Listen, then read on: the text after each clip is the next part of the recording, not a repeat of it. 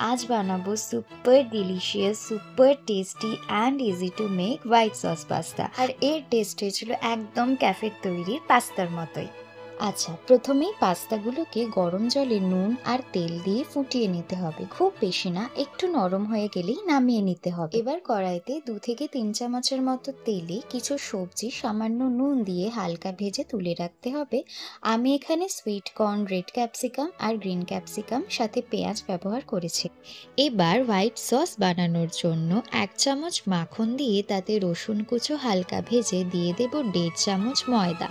ময়দাটা ভালো করে মিশে গেলেই অল্প অল্প করে দুধ অ্যাড করব। সাথে কিছু স্পাইসেস মিশিয়ে ভেজে রাখা সবজিগুলোও দিয়ে দেব, আর দিয়ে দেব সেদ্ধ করে রাখা পাস্তাটা হোয়াইট সসের সাথে ভালো করে মিশিয়ে ওপর থেকে গ্রেট করা চিজ দিয়ে আবারও মিশিয়ে নিলেই রেডি আমাদের cafe style white sauce pasta.